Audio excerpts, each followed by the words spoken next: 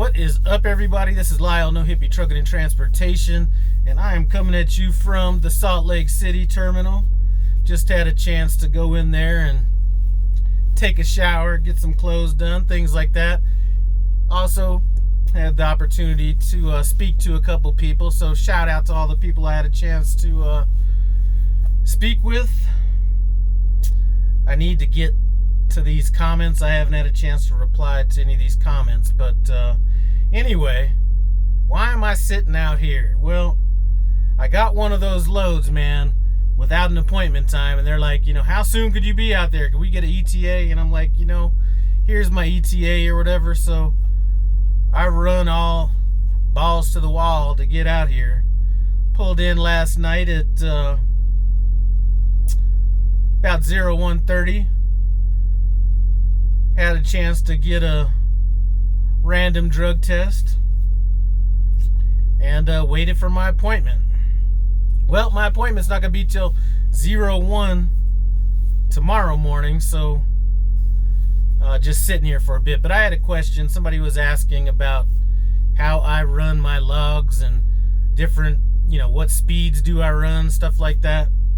So I just want to kind of dabble into that. I'm not going to get too deep on it, but I want to give a little bit of a different perspective, because even when you're going through the logs class, which is something that I highly recommend, they kind of preach, if you drive 8.5 hours a day, you'll never run out of hours. Well, I don't really look at it like that, and I'll get into that in a second. As far as the speed goes, 58 and all that, I just don't see the benefit. My time is worth money at some point, so even if I'm burning more money on fuel, an extra hour a day, that's 7 hours I get extra on my clock at least a week.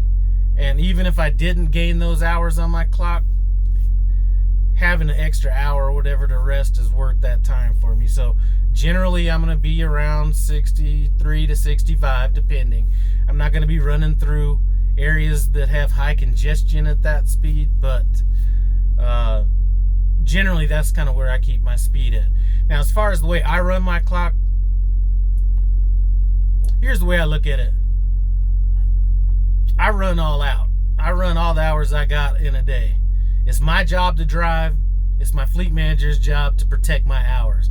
And what I mean by that is I'm going to run my 10.5 hours a day. Now, before I even go further, I've never been forced into a 34-hour reset.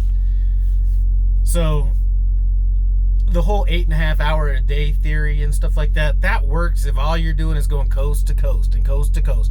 At that point, then that does make more sense. But typically we're not running like that, and there's always going to be that day or 2 days where you're not running that hard for one reason or another, to where your hours have a chance to catch back up. Also, if you're running at a faster speed, you're not burning up hours on your clock running slower. But here's the way it kind of works typically is I'll just run I'll just run, you know what I'm saying, 10.5 hours, maybe close to 11 if I'm trying to make it to a certain truck stop, maybe a little bit less than 10 if I'm trying to make it to another truck stop or something like that. Once my hours start getting low, boom, that's where your fleet manager protects you.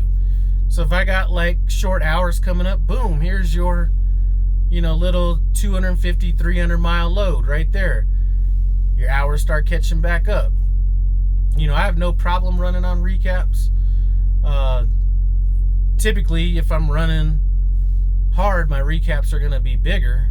So really, there's only that one day that you really need to worry about it. And like I said, I don't know if it's sales, I don't know if it's my fleet manager, I don't know who it is, but they generally protect my hours when it comes down to that. Now, if I was a company driver, that may kind of change the way I look at it, because company drivers, everything's maybe based on, total miles and stuff like that. And I'm really not sure that would change it. But as a lease driver, if my hours are short, what's the worst thing that's going to happen? I'm going to get a short load that pays probably even more money per mile than a longer load. So that's the way I look at it. I've never been forced into a 30. Well, I did before I really knew how to run my clock. But since I've really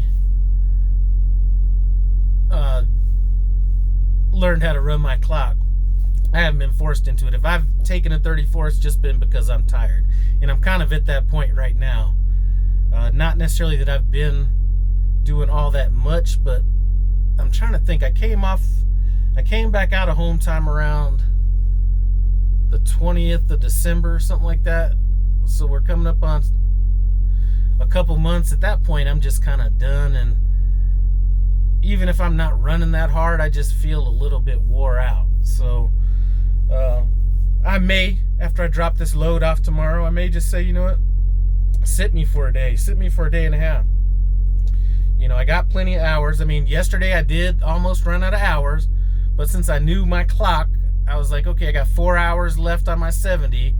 If I start driving at 4 or 5 or whatever time it was, by the time my hours start running out, boom, I'm picking up hours at midnight, which would have been 11 o'clock where I was at yesterday. So it was a seamless transition. And now my recaps that are coming back are you are out of hours all of huge. They're time. 10 hours, 10 hours,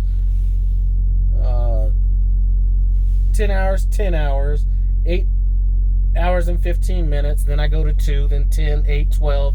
So I got huge recaps. So I don't necessarily need a 34, but whether I take a 34 or not, I might go ahead and sit a little bit just because the old man's a little tired. But anyway, that's about it. I will get to these comments and everything, but I did want to send a special message out to the husband and wife team that's going through training. I love the conservative approach about maybe going company, learning things like that. I am so excited about all that money you're going to be making once you end up going team lease. Definitely going to be doing well at that point. But anyway, I'm going to shut this down, run back here and take a nap. I do appreciate you guys stopping by. No Hippie Trucking and Transportation. As always, comment, subscribe, and I'm out.